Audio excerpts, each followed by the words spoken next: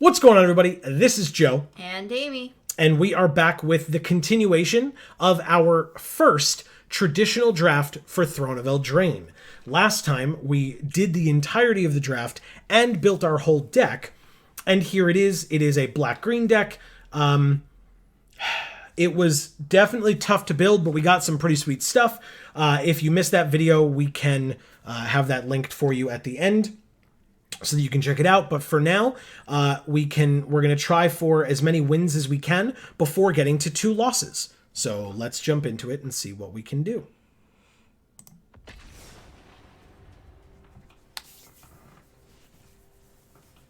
Are you excited? Yeah. Let's see what we can do. I'm curious to see how this deck works out. There are sideboarding options because this is best of 3, not best of 1. So we do have some options for sideboard stuff. We are facing Frost Iron. Vivian, the Lady Green Planeswalkers. Okay. Well. Perfect hand. God damn it. So, yeah, no. We got to mulligan this one. Yep. So our opponent's choosing first. That's why we don't have the option yet. They're choosing whether to keep their 7 or mull. Our opponent kept the 7. We are going to have to mulligan. That's better. Yeah. That's much better. Well, it's still not great, but... Yeah, you're right. We don't have any creatures, but this lets us draw cards. Okay. And it's the 3 mana, so we won't be able to make a food, but it's better than nothing. So now the question is, what do we put on the bottom? I think it's just this, the pump spell. Oh, I was going to say it's the thing that we need 6 mana the tree for. folk. Well, or 4, but it would put 2+1/+1s on target creature we control, or target creature, and we won't have any. So that's fair. Okay. That's fair. We'll do that. We'll keep 6, and we'll put the tree folk on the bottom. That is a fair point. Okay. They go first. Plains. We drew a land. You know what? Just in case we draw swamp, we will play a swamp first. We did not draw swamp, but we can actually play a turn 2 play now by playing this giant skewer. Nice. We don't have a creature to equip it to, but we sure do have a giant skewer on the field now. They are mono white so far. Fairy Guide Mother. They played it for the 1 mana. Okay. Well, we have our turn 3 play of Foreboding Fruit. We draw 2 cards and lose 2 life. That'll be us. Okay, we drew a Cauldron Familiar and a Swamp. Not bad. Next turn we'll have 4 mana. They play a Weapon Rack. Interesting.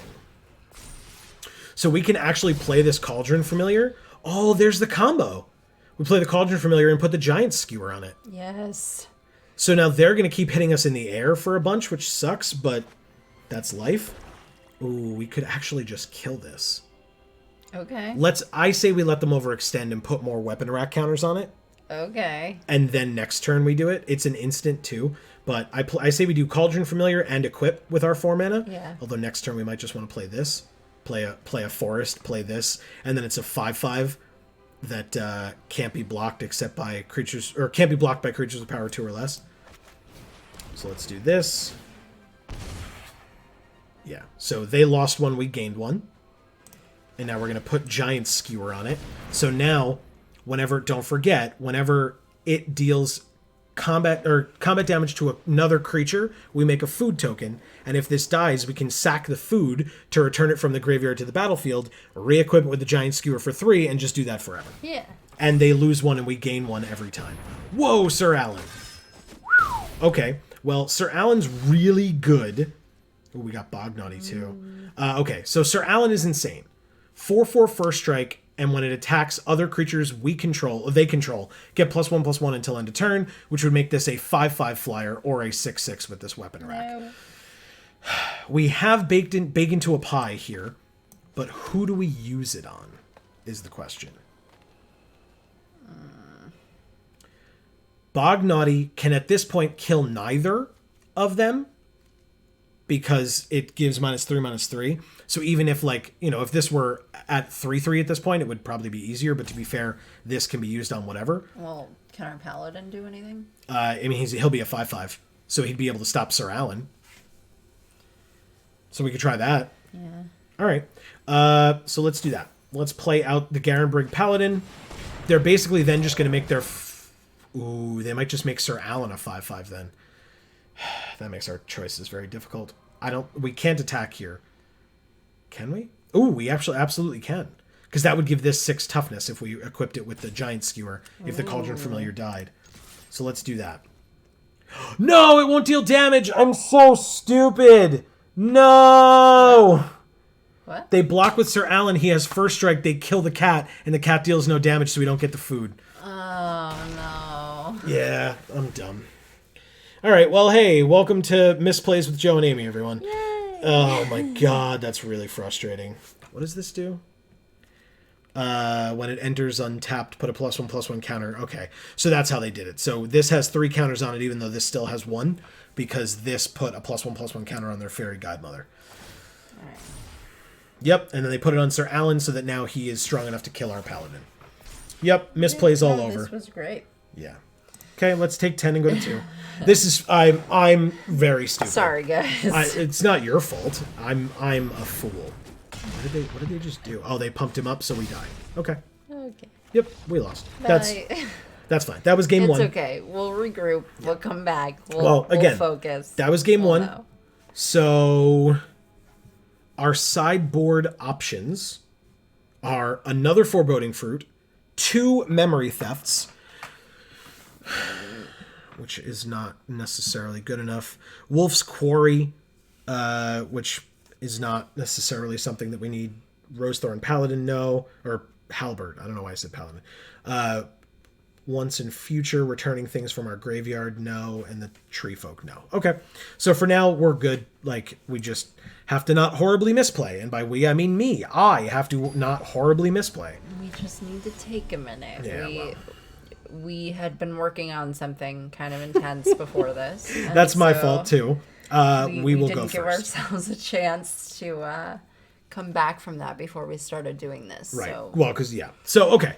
So we have 3 lands, 2 Bacon to a Pies, and a Marrowleaf Rider, and a Garenbrig Paladin. Okay. We will need a 4th land to play anything but this. But that's fine. Any land at all gets us both of these accessible, because we already have the 2 black. Great. So we'll like keep that our hand 7. a lot, actually. Yeah, it's not bad. It's not amazing, but it's not bad. Because we need 2 lands to be able to get this, and they both need to be forests if we wanted to get his adamant ability. But, well, we drew one of the 2. All right, Marrowleaf Rider it is. It's a 3/1. Fairy Godmother is... Ooh, they didn't play anything. Okay, well, let's attack them for 3, I guess. If they have a way to kill it, they do not. For 1 mana? Yeah, I didn't think so. All right, let's play another Swamp, I guess. And then if we draw... Next turn, we have to play this Forest, unless we draw, like, Foreboding Fruit and, like, really want to do it. But if we play the Forest, then we have the opportunity to draw the 3rd Swamp, or Forest, excuse me, and play it out. Okay. For this guy. It's a 2/1 first strike. That's bad for this. Okay, so we drew a Forest. That's great. We can actually bake it into a pie if we want. Do we want to do that? It's a 2/1 first strike, but it kills this. No. No? I don't know. Because we can bake it into a pie and then attack them for another 3. Okay. And we have a food token then that we can sack to make target creature block Marrowleaf Rider this turn. Like, not this turn, but any turn. Okay. That we sack the food. Yeah, let's try it. Because we also have the 2nd bake into a pie for other scary things. Right. Let's be aggressive. Be aggressive. Go to damage. Okay. And we end our turn. Next turn, we have this Paladin with our Forest, so it will be a 5/5. Nice. And they have, for 4 mana, a Charming Prince. So they can scry 2, gain 3, or exile another creature that they own, which they don't have. So, yeah, they either scry 2 or gain 3. I assume they scry 2. They do scry 2. That makes sense. They want to cater the rest of their draws. That is just fine. So the nice thing is we can attack with this. If they block, both creatures will die, and then we play this out unaffected. Exile target creature an opponent controls with convert mana cost 3 or less until this leaves the battlefield. That's fine. Well, they wouldn't have been able to do it with this, but that's totally fine. They take our 3/1. That's like one of the best things for us that they could have taken. Waste that card on that. Exactly. And then we play our 5/5 Garen Brigg Paladin that can't be blocked by creatures with power 2 or less, which includes this Charming Prince. Ooh, but it doesn't include the Prize Griffin, but I would be more than happy if they blocked with that. Okay, so if we play this... God bless you. Sorry. No, you're fine. If we play this land, we now have 6 and can play Wolf's Quarry, but let's attack first. 3, 4... Oh, they can't even block with this. I was going to count it up, but it does not matter. So let's attack. Yeah, they take the 5. That makes perfect sense. They're at 9, and we are at 20. So we can play... We could actually play the Cauldron Familiar. And keep up Bacon to a Pie, if we want. I thought you wanted to play the Quarry. Well, either that... So we get 3 1/1s that when they die, we make a food. Yeah, that sounds great. Okay. I mean, they have a 3/4 flyer, but taking 3 damage a couple of times is fine because they're going to lose that race real quick with our 5/5, and they're at 9. So, okay, that's fine. We will play Wolf's Quarry and get some piggies. Look at them. Bees. Baby piggies. Baby. They went wee, wee, wee. Yeah, and they're going to make us food. Food, glorious food. Yeah, exactly. It would be delicious. We've eaten wild boar. Yes, we have. So, Interestingly enough. yeah, it's very good. It is. When prepared correctly, which Amy, of course, did, because she's great. All right, so they're thinking hard, which makes me feel good. It means that they're not like, oh, well, I'll just do this and win. Silver Flame Ritual, which does what? Oh, they put a +1/+1 counter on each creature they control. Nice. Ooh, okay. So they're attacking with both of their creatures. Oh, do they gain Vigilance until end? Yeah, Adamant. So they gain Vigilance until end of turn. So do we trade off all 3 of these pigs, get 3 food to kill their prince, or not? I don't think we do. So what are we taking then? Well, we can block with one of them. Okay. And then take 4 in the air and go to 16. Which I think is fine if they're at 9. Yeah. I don't hate that. That's fine. The other thing was to triple block and kill the prince, but I don't think it's worth it. We get a food. We can play the Cauldron Familiar. Yeah, we drew a land. We can actually bake this flyer into a pie this turn. Or, well, it's an instant, so we'll wait. Let's go to combat first. Oh, yeah, okay. This is great, actually. This is very good. This is now a 3/3, so it can block this. If they double block, one of them would die in the exchange, but it would kill our 5/5.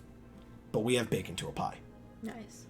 So, let's go to attackers. Let's attack with our 5/5 and see if they double block. I wouldn't be surprised. Oh, they take it all. Okay, that works for me, man. They're at 4. I'm going to play this. They're at 3. And now this is the perfect chump blocker because we already have 2 food.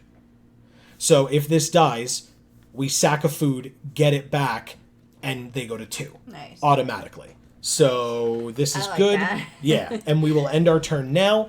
And if they do anything scary with a creature, we have this Bacon to a Pie to get rid of it. Okay, Mysterious Pathlighter. Each creature they control that has an adventure enters with an additional +1/+1 counter on it. Okay, that's cool. It's a 2/2 flyer. And they play a Weapon Rack. That's also good. They're going to put the counter on the flyer, the 4/5 flyer. That's also fine until they attack us with it. And when they attack us with it, it will get baked into a pie. A delicious, delicious Griffin pie. Oh, they don't attack us at all. It's like a chicken pot pie, but a little bit more eclectic. All right, so what do you think? I still think we bake it into a pie. Which one? The 5/6 the flyer. Griffin, yeah. Yeah. Okay. I wanted to wait until they'd done as much with it as they could. Oh, they conceded. Whoa. All right, to game 3. So we're each up a game, and now we go to game 3. I don't think it's beneficial to give our creatures haste. We're doing a lot of like blocking stuff, or winning the race flat out. Right. We have 3 bacon to a pie. So good. So good. so good. Okay. Yeah, I think this deck is fine. We'll see if I'm right when we go into game 3. But it's too bad we don't have like any razors. So we can just like full on Sweeney Todd it, it's just all bacon pies and some razors and we're done. It genuinely took me a second to be like, why would we need razors? But I get it. That's a very, very good joke. I love it. Oh, thank you. I thought it was a little bit too drawn out. Ooh, God damn, that's a great hand. I mean, everything in our hand is incredible. If we didn't need lands. We need lands in order to play any of them. So mulligan, okay, so she costs 3. We would need a black. This is 2, and this is fine. All right, yeah. We would probably get rid of this, though. Yeah. Because we'd have to put something on the bottom. So it's going to have to be this big guy, which is unfortunate, but Tempting Witch is cool. All right, so we play this turn 2, this turn 3, and hope that we get a swamp before turn 4 for this. Yeah. They have a 2/1. Ooh, Forever Young. Okay. All right. We're gonna do this, I guess. So they have a 2/1, and when it dies, they can put a +1/+1 counter on another knight they control. They hit us for 2. Ooh, Charming Prince. Scry 2, gain 3, or exile this creature. But it won't die. Okay, so they scryed 2. That makes sense. Ooh, both on the bottom. That's either very scary or very good for us. Hey. Let's play the Marrowleaf Rider, because that's our turn 2. Here's our turn 3, and now we found our turn 4. Put 2 +1/+1 counters on target creature. All right, so this is not a knight.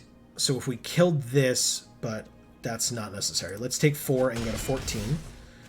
I don't want to trade off our creature just yet. We have not drawn the other black yet, notably. Why would it let us play this? Just to draw a card, I guess? Let's play our 3rd land. Ooh, a 1/3 is so good against this board. Tempting Witch is great, man. Make a food token, too. I like it. A 1/3. All right. That's it for our turn. Oh, no, I can attack for 3. Why wouldn't I? No. That would be silly. Let's go to combat first. Then we attack for 3. Perfect. So now, if they attack with both of their creatures, their 2/1 will die, and their 2/2 will get through. Pass to attackers, pass to end of combat, and they end their turn. That feels so good. All right. We played the perfect blocker. Okay. So here's turn 4. Then we can put 2 +1/+1 counters on target creature, which, if we put it here, gives it 3 toughness and 5 power, so they'd have to double block to kill it. Yeah, we're definitely doing that. Oaken Boon, putting 2 +1/+1 counters on our Marrowleaf Rider, and then we attack with just the Marrowleaf Rider, not the Tempting Witch. Double block is just fine with me. I guess just in case, we'll order that one first. Go to damage. Yeah, they don't know that we have Forever Young, if we really want that back. Yeah. So, that is fine with me. Okay, here is our 5th land, which means next turn, because we have this forest, we can have this. This is a sorcery, so we can actually just get this back now and play it. Okay. So let's do that. That's the one. Put it back, draw it, and play it. Because we still don't have our 2nd black for our bacon to a pie, notably. You know what? What is this? Tap 2, tap sack of food, and make them lose 3. So let's attack for 1. Because we can, and they're at an empty board. They do have 5 mana open, but I'm not... Usually in white, there's not like kill spells, it's more pump spells. Yeah. And they don't have any creatures, so I wasn't too worried about it. But we have a 3/1 and a 1/3. And they have a 1/1 flyer. Not super worried about that. If it starts getting big and scary, hopefully we will then have our 2nd black by that point.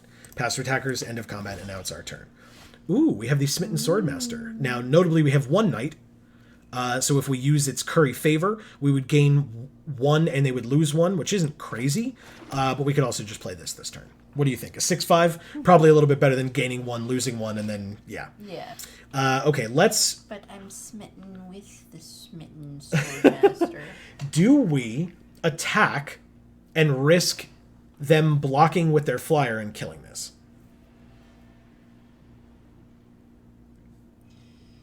We did already bring it back, so we can't do that again, right? Correct. Yeah, so...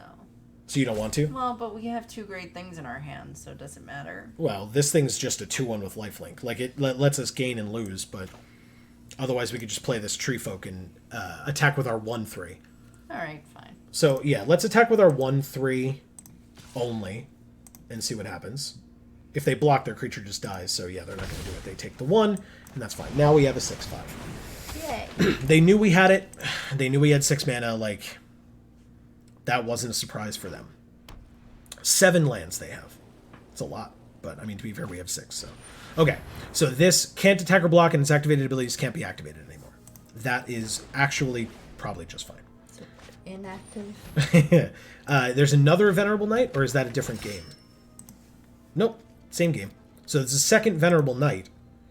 Do they attack for 1? They do. Okay, we take 1, we go to 13. Let's see what we draw. Ooh, Wolf's Quarry again. Okay, I'll do that. That'll kill this easily. Do we attack first? I think we attack first. It's only for 1, but they just attacked us for 1 and thought it was okay, so I feel pretty good about it. To damage, and then we'll play our Wolf's Quarry.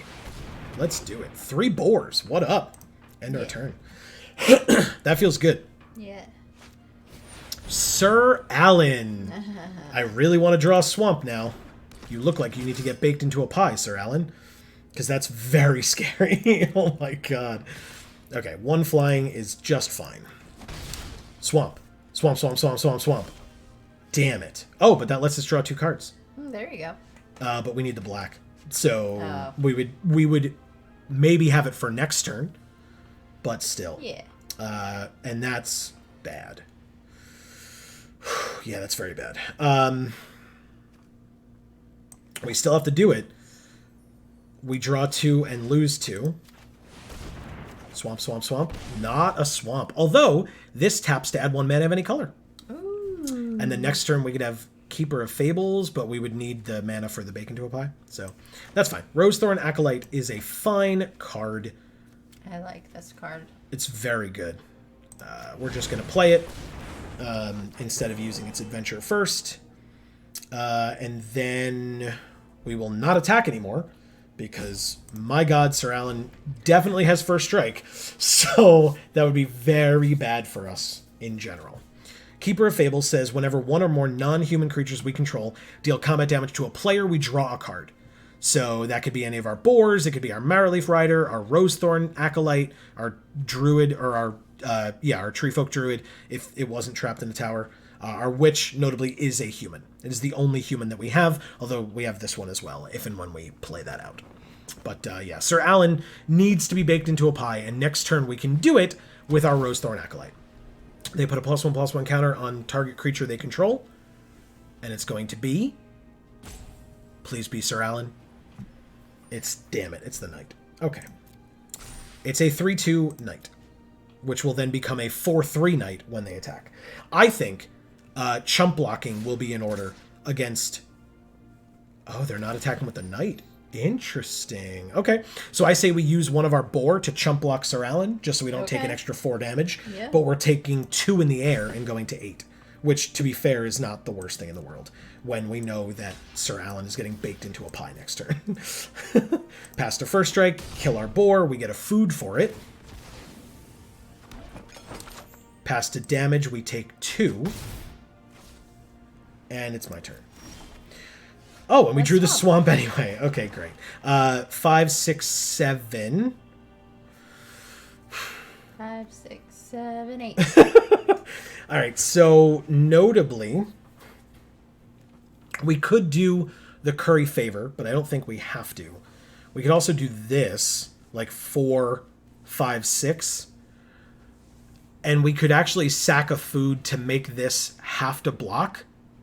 Ooh. And this is not a knight, so yeah, I think we do that. Let's use this. This will have to block the Marrowleaf Rider, so then we can attack with everything else. Yes. make the Venerable Knight have to block. Sacrifice a food. Submit. Okay. Then we can go to combat. Go to attackers.